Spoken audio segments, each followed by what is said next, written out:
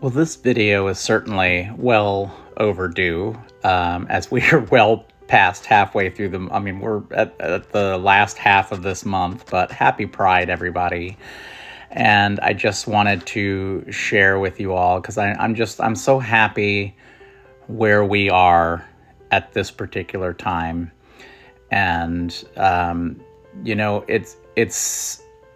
it's a double-edged sword because the younger generation takes it for granted that we did so much work within our time frame to get us to where we are today with being gay, lesbian, all of it.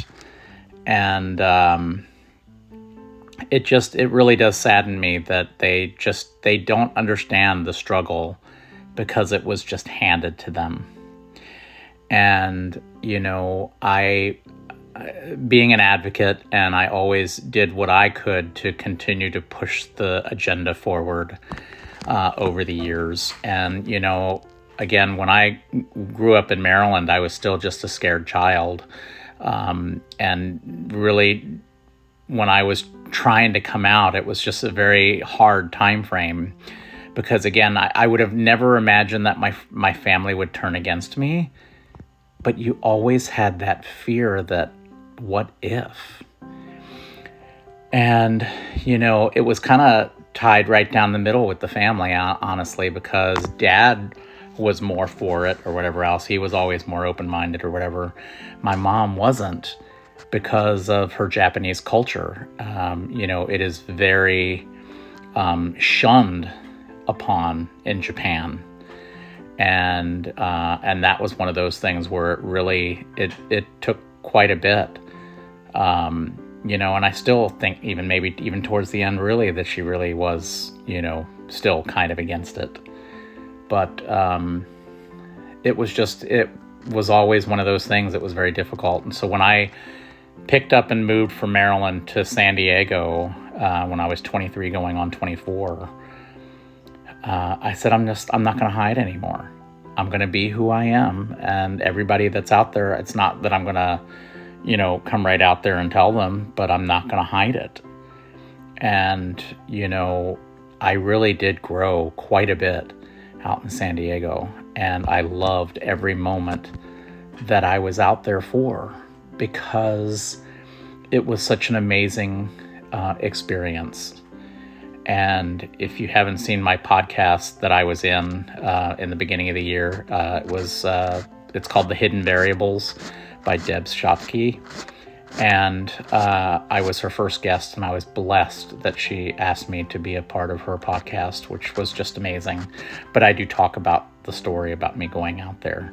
So if you haven't watched that, that would be a great place to really get more of the full story. But I was really blessed when I went out there, and almost within that first couple of days, I ended up making a really good friend. And he introduced me to so many people because he was just so open and loving, Ron Krause. And he was my first California friend. He was my first San Diego friend, and I miss him dearly. I think about him a lot. And he really made it his, thing to really get me out there and show me around and introduce me to so many different people in all different kinds of walks of life. And I was just really blessed by it, because it really did make a difference to me. And I wasn't there even like maybe 4 months or something like that. And I ended up joining the San Diego Men's Chorus, which was great, because I always grew up with music in my life, being with the chorus and the madrigals and all of that in school. And I didn't realize how much I missed music in my life until I had it again. And so being with the chorus was an amazing, part of my life out there in San Diego. And I wasn't even with them for, a few months before they elected me their diva. I guess every year they had elections. and they crowned me with the tiara, and I was so blessed to have that. And it just meant so much to me because I was supported by my peers. You know, people, I would walk around with that thing. I would rarely take that thing off, right? And I know that a lot of the chorus members were probably also like, you know, oh my God, he's wearing that thing. He never takes it off, you know. And, you know, I had really good conversations with some people that actually stopped me to really talk about it. And I let them know that for me, it really was a symbol that I was accepted by my peers, which meant so very much to me as I was beginning my coming out story, you know, because I was so scared when I was still living in Maryland before I had moved out there. So to be fully accepted by a group of people that were strangers within a couple of months, you know, really, it just made the world a difference to me. And it meant so much to me. So that's why I always wore that tiara. And like I said, any event, anything or whatever else, I was always wearing it, you know. I would get on the planes with it. I would, you know, I'd walk down the street. I'd walk to and from work sometimes with it on. People, you know, a couple of my friends also were like, well, aren't you worried about getting, like, somebody might, you know, try to get into a fight with you or something like that? But it wasn't bothering me. It didn't scare me at all. And so again, I did that.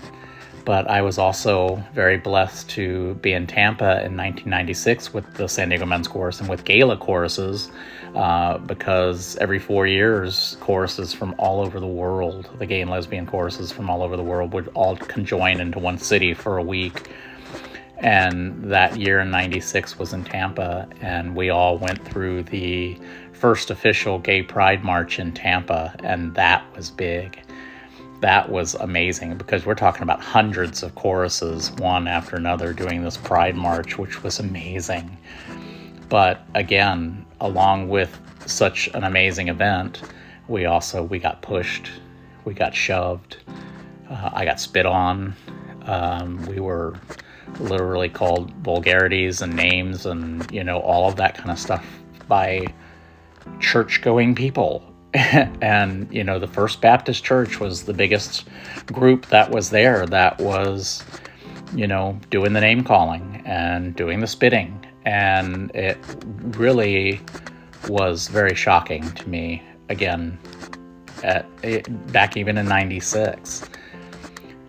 But it was one of those things we had to endure. We did what we could to push the agenda forward and get to where we are today. So don't take it for granted, younger generation. I'm telling you, please.